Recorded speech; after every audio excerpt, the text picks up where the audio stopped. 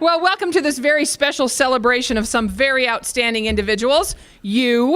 I'm Marcia Hughes. I'm the Community Relations Supervisor for the district, and it is my pleasure to welcome the CRCSD retiring class of 2015. Yeah. But this number is even more impressive. Together, you have dedicated a total of 1,188 years of service to the Cedar Rapids Community Schools, and that's what you need to applaud right now. Some of you have already begun the new adventure. Others of you haven't even begun to count down the days yet. And a few of you are counting the minutes, and you're the ones that know exactly how much the 10 minutes at the start of the day and the 10 minutes added to the end of the day add up to. Wherever you are on this incredible journey, we want to celebrate that, and we want to celebrate you today. So whether you're retiring from the classroom, from administration, or from a support role within our district, each one of you is forever to be known as an educator, and you have made a difference in the lives of students. If you doubt me, consider this story about another lunch. As they waited to be served, the guests were discussing life, and one man, a CEO, decided to explain the problem with education. He argued, what's a kid going to learn from someone who decided that his best option in life was to become an educator? To corroborate, he turned to another at the table and said, you're an educator. Be honest. What do you make? The other guests did not hesitate to reply. You want to know what I make? Well, I make kids wonder. I make them question. I make them criticize. I make them apologize and mean it. I make them write. I make them read, and read some more. I make them understand that if you have the brains and then follow your heart, and if someone ever tries to judge you by what you make, you pay no attention. You want to know what I make? I make a difference. And you have all done exactly that, and that's why we are so proud to celebrate you today. And now, thank you. And now, it's time for your lunch. And you can discuss life, or maybe you'll choose to discuss who should win this season of Dancing with the Stars, or what the heck was going on Grey's Anatomy when they killed off Derek, or the Full House TV reunion, or who should play you in that Lifetime movie about your life that's coming up. Whatever your conversation, the most important part is that lunch is not on the clock today, and it comes with no sectioned serving trays. You will not need to swallow without chewing in time to finish your meal, to get to a duty or back to a classroom, or back to your office. So enjoy your lunch, because lunch is served, and then we'll be back with the program. Thank you. Now we move on in our program, and it is always a pleasure for me to have the opportunity to introduce Dr. Dave Benson. And the opportunities are becoming fewer because he, like you, is preparing to retire. Dr. Benson joined our district in 2009, and his leadership has focused us on the vision and offered us all the opportunity to contribute to the mission of excellence for all. Please welcome Dr. Dave Benson, Superintendent of the Cedar Rapids Community Schools.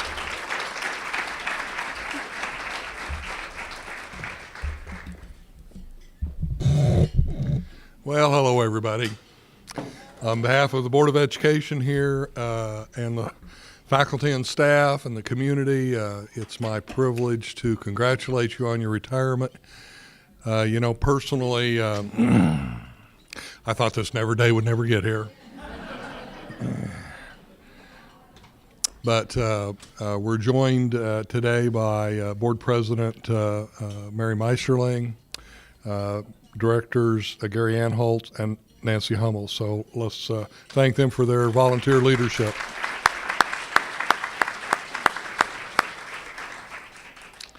Yeah, it's been a long journey for a lot of us in this room. I started my professional career in ancient time. Seems like that. In the 70s, worked 80s, 90s, O's, and 1s. So I've been involved in the educational enterprise for 50 years, over 43 years as an active educator, and over 5 decades. And I can tell you that the business we are leaving is in great hands. The administrators, the teachers that we are putting in place now to serve the community in the future are wonderful. They're great people. I'm so proud to be a part of the enterprise that lives on through through that process. And it is really hard for me to understand that my PhD work is 30 years old, because it seems like just yesterday that I was facing that rigor of orals and written comps and all of that stuff to accomplish that milestone, which enabled me to hold this job and several others. So I really understand that time flies. My wife and I are having our 45th wedding anniversary June 1st.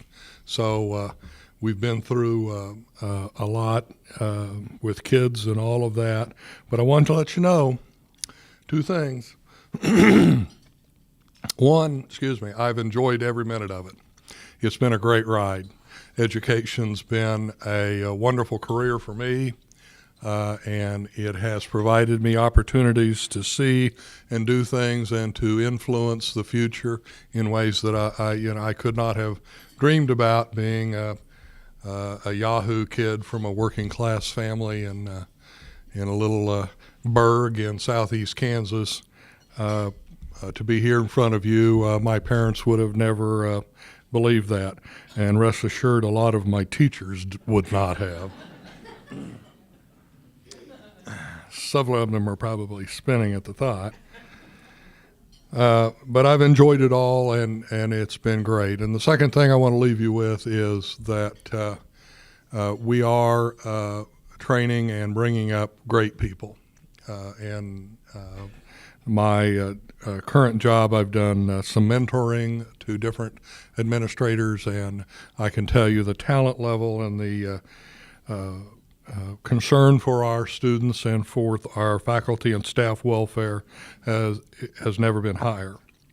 But like all good things, it kind of winds down, and I want to share with you a short essay entitled "The Station" by Robert J. Hastings. And I hope that this has some meaning for all of you as it has for me. His essay is, and I quote, "Tucked away in our subconsciousness is an idyllic vision. We see ourselves on a long trip that spans the continent. We're traveling by train, and out the windows we drink in the passing scenery of cars on nearby highways, of children waving at crossings, of cattle grazing in the distant hillside, of smoke pouring from power plants and rows of corn and wheat, of flatlands and valleys, of mountains and rolling hillsides, of city skylights and village halls. But upmost in our mind is the final destination. On a certain day at a certain hour, we will pull into the station. Bands will be playing, flags will be waving, and once we're there, so many of our wonderful dreams will come true, and the pieces of our lives will fit together like a complete jigsaw puzzle. How restless we pace the aisles, damning the minutes for loitering, waiting for the station. And when we reach the station, that will be it, we cry. When I'm 18, I'll buy a new 450 SL Mercedes-Benz. When I get put my last kid through college, when we pay off the mortgage, when I get a promotion, when I reach the age of retirement, we shall live happily ever after. Sooner or later, we must realize there is no station. One place to arrive at once and for all. The true joy of life is the trip. The station is only a dream. It constantly outdistances us. Relish the moment is a good motto, especially when coupled with Psalms 118, verse 24. This is the day the Lord hath made. We will rejoice and be glad in it. It isn't the burdens of today that drive men mad. It's the regrets over yesterday and the fears of tomorrow. Regret and fear are the twin thieves who rob us of today. So stop pacing the aisles and counting the miles. Instead, climb more mountains, eat more ice cream, go barefoot more often, swim more rivers, watch more sunsets, laugh more, and cry less. Life must be lived as we go along. The station will come soon enough. So I wish all of you a wonderful retirement. I want to thank you for your great service as you have been on that train and serving the educational interest of not only Cedar Rapids, but those other places that you've served, and enjoy the ride for the rest of your time. Thank you.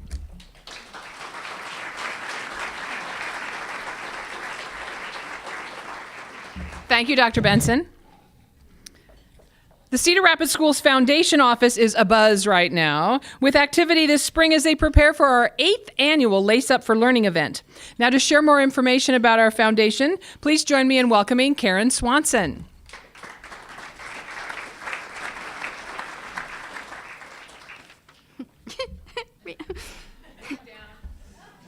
Plus 2 inches, really. It's all good. Thank you. Again, my name is Karen Swanson. I'm the Executive Director of the Cedar Rapids Community Schools Foundation. And on behalf of our 15-member Board of Trustees, I say thank you. And I say congratulations, and may the years ahead be just a little bit of all of the joy that you have brought to our nearly 16,000 students, and we thank you, and we cannot be more appreciative. For those of you who may not know much about the foundation, the School Foundation was founded in 1984. We are a completely separate entity from the school district, but we do have an office up on the 2nd floor. Come see me sometime. I'm there. Every time someone comes by, they say, "You're never there." And when I'm there, no one ever comes by to see me. So it's kind of this weird sort of thing. We are governed by a 15-member Board of Trustees. The mission of the foundation is to provide financial support to and promote and recognize excellence in the Cedar Rapids Public Schools. Operations and all of the programs of the foundation are funded by individual contributions from either businesses, individuals, corporate sponsors, or foundations. We don't receive any public sector funding, nor do we get any funds from telemarketing campaigns. That's a decision that the trustees made many years ago. The foundation supports the following programs, of which many of you, I hope, participated in during your tenure. We provide 35 endowed senior scholarships each year.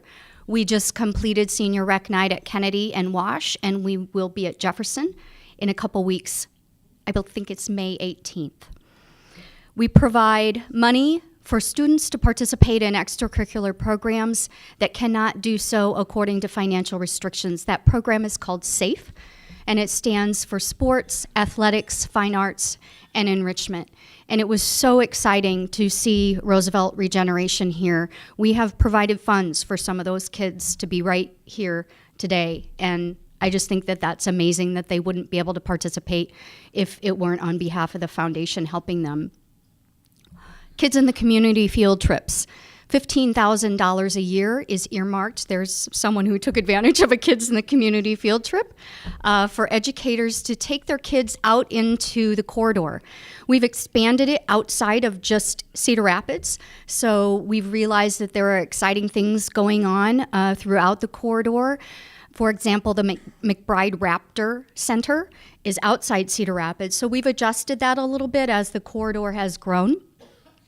Student enrichment grants reimburse teachers up to $100. We know that many of you have dipped into your pocket year after year after year just to make your classroom seem a little bit more exciting, or maybe to provide a little bit of extras for those kids that maybe didn't have what they needed on the first day of school. And we acknowledge that, and we fund that every year. It was recently endowed by a very generous donor, recognizing that that happens. And so the Student Enrichment Grant Program is fully endowed at the amount of $10,000 a year. We are about to award $2,300 in professional development grants. The Professional Development Committee is meeting on Monday night, and we will be giving out more than $2,000 to people much like yourself who want to maybe attend a workshop or a conference, go back to graduate school, recertify. The foundation understands that without the educators, where would our students be? And we make just a little bit of money available to the educators that want to pursue their own education as they're educating our children. We are in your schools to provide financial assistance for your staff recognition programs. We're out and about, and you may have seen many of the trustees as you had your staff recognition programs or as they come up throughout the next month, and we are excited to participate in that program, understanding that it's not just the educators, it's the secretaries, it's the school bus drivers, it's the lunch ladies. So any staff within a building we recognize and support. We are about to award close to $60,000 in school project grants. That application closed a couple weeks ago. We have an emphasis on STEM partnerships with the Giacoletto Foundation, and we are really excited about what the trustees' determination will be made this year. And we've recently, in the past couple years, gone full bore into an alumni program. So if you ever have any questions about a student that you taught and you wonder where they are, we are really excited about the things that we're doing in terms of managing what we believe our preliminary is more than 50,000 living alumni. So if you want any more information about that, check the website. The foundation website is the repository for all of the reunion information that we have. If we don't have it, it's not there, but we do field probably a dozen inquiries this time of year through summer, people wondering about their reunions and any information that they can find to help find their classmates. Many people wonder about the annual budget of the foundation, and it is just shy of $250,000 that we invest back into the work that you all have done. And we say thank you. We are really near the $1 million asset mark. We just reported at our last Board of Trustees meeting that the asset base of the school foundation is $800,000. And we are really, really pushing to hit that sort of magic $1 million asset mark. And part of that is due to your individual generosity through the staff payroll deduction program. I know many of you who are retiring have participated paycheck after paycheck, whether it's $1 a paycheck or $100 a paycheck, it all adds up. Anybody have an idea how much the staff payroll deduction program brings into the school foundation each year? Any idea? Over $30,000. I think that's amazing. And so we thank you again for your service, for your contributions to the lives of children. And all I would like to say is echo Dr. Benson's comments. I have a little plaque in my office because I tend to not focus on this very often. Always remember to find joy in the journey. And we thank you for the journey that you have given to the students so far, and our blessings to you as you embark on a new journey, and we wish you much joy.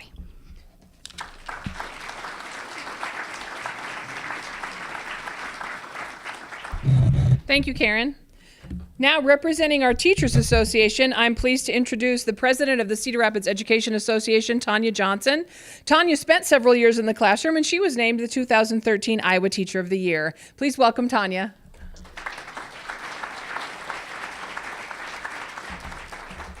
It's always amazing to me after giving speeches for a year and working with kindergartners in the classroom for 20 plus years that I get nervous getting in front of a group like this, but I'll be good because like Candy said, I'm just gonna wing it like I always do.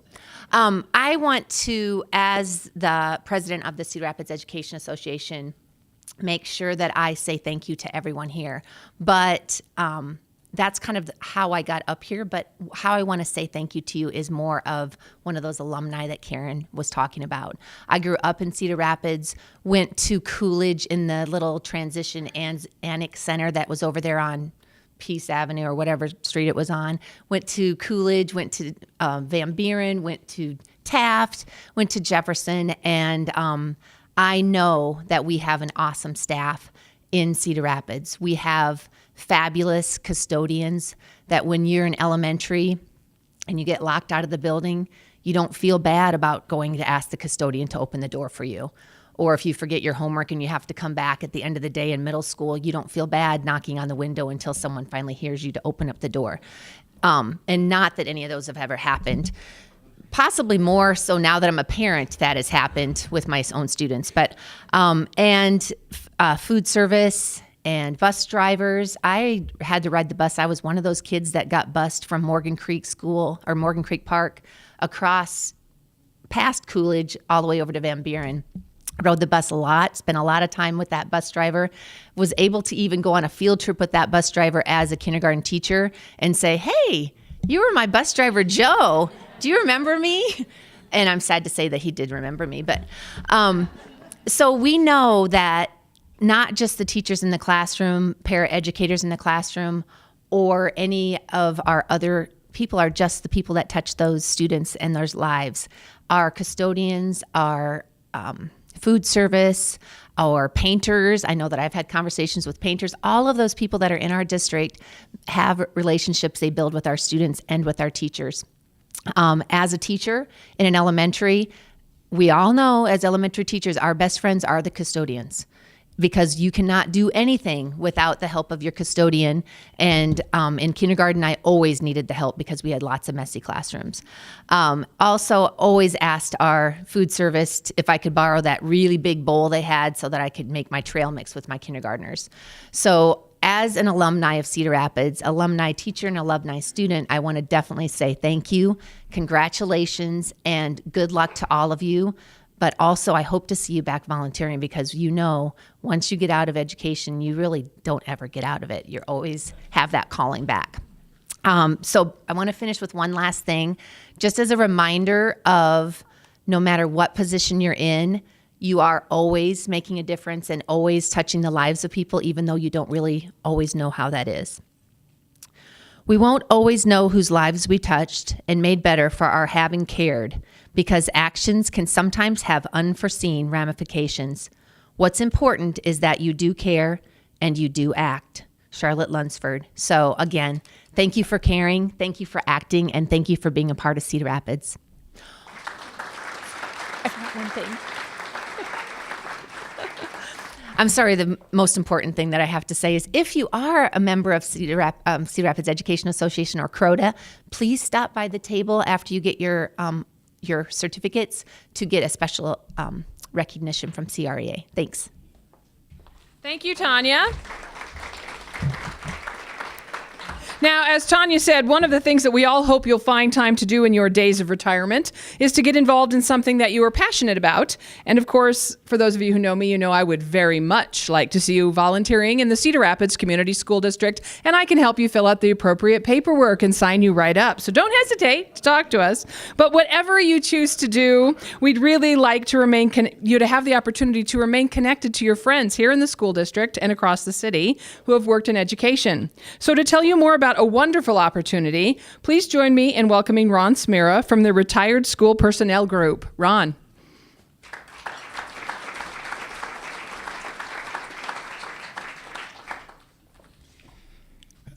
As president of IRSPA, I congratulate all of you on your latest retirement. Gee, sitting there, I thought Karen, Tanya, and myself all have something in common. We all graduated from Jefferson High School, and I went on to teach there 43 years. So it's been a lifelong commitment to Cedar Rapids and to education. I've enjoyed it, and I'm still with it as president of the Iowa Retired School Personnel Association here in Cedar Rapids. Back in 1958, boy, am I dating myself. Let's see, some of you were in elementary school, some of you were in preschool, and others of you were still twinkles in your parents' eye. But back in 1958, I remember vividly sitting with my parents in front of a television set, black and white, watching a very, very favorite weekly variety show hosted by singer Perry Como. My favorite part of that show was when they did letters. We get letters. We get stacks and stacks of letters. Dear Perry, would you be so kind to fill a request and sing the song I like best? I'm sure if all of you had kept all the letters and emails that you received over the years, you'd have a scrapbook very, very thick. Some of the letters were complimentary, others were critical. Some contained information, while others tried to tell you that maybe there was another way you should be approaching a topic. I was reading an educational magazine the other day, and I came across an article in it that addressed the topic of teachers and all the letters they receive. I'm going to read you a few. They're very short. I couldn't believe, but these are all real. Keep that in mind. None of these are creative writing assignments. These are actual letters that teachers received. The first one has a little background to it. The fish tank in my classroom was brimming with guppies. So I told the kids they could have some as long as they brought in a note from their parents. That's how I received the following. Dear Mrs. Swanson, would you please give Johnny as many guppies as you can spare? So we are going to bread them and eat them for supper tonight. During a parent-teacher conference, a mother insisted I shouldn't have taken off points because her daughter's English paper about Henry VIII, the number 8, instead of Henry VII. We have only regular numbers on our keyboard, she explained. We don't have Roman numerals.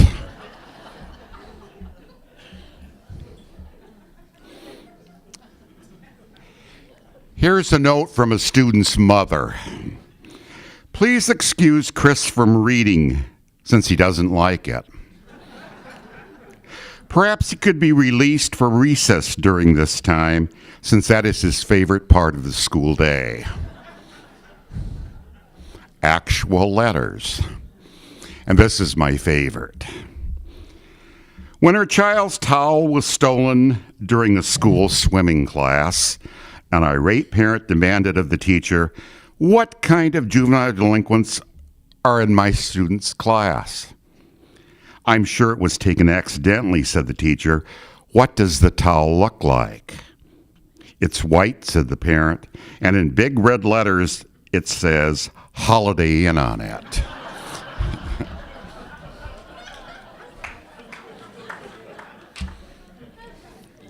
I have one final letter that I'd like to read you, and this is from the members of IRSPA. We're about 325 strong, and we meet once each month except during December and the 3 summer months right here in this room at the Long Branch. Okay? The letter says, "Dear retiree, we congratulate you on achieving your latest milestone in life. Now that free time will become more available, except for the hours you're putting in for Marcia Hughes, The members of IRSPA extend an invitation for you to join us at one of our fall meetings. We meet here at the Long Branch at 11:30, the fourth Wednesday of each month. A typical meeting consists of a salad bar luncheon, entertainment, followed by a short business meeting. It's a great opportunity to stay in touch with your colleagues and friends in the education field. Dues are waived for your first year of membership, and thereafter they are $18 a year. Meetings are open to everyone who has been employed by the Cedar Rapids school system, not just teachers. Usually 125 members gather for our meetings, and they say that it's the best way they know to keep informed about what's going on in the education field. We hope to see you at one of our fall meetings. If you are interested or need more information, you may contact Joan Minnie at 393-2702. Instant replay. Joan Minnie, 393-2702. Again, congratulations, and I've enjoyed speaking for you today.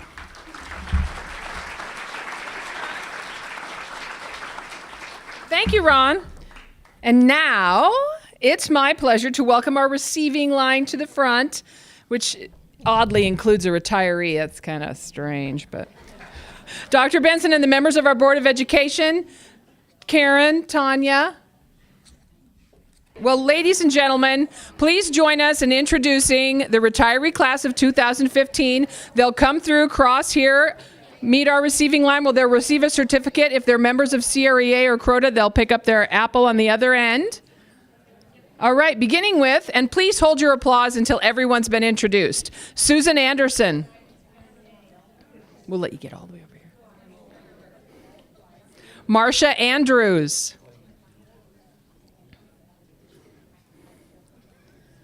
Ray Atkins. Lori Bark.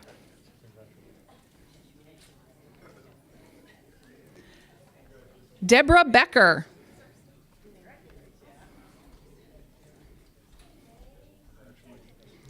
David Benson.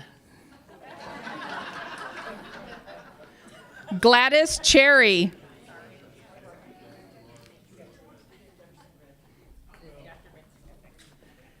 Karen Clark. Nancy Kaufman. Gwendolyn Countryman.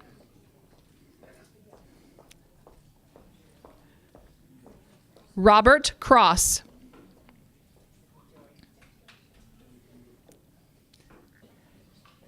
Lynn Dawson.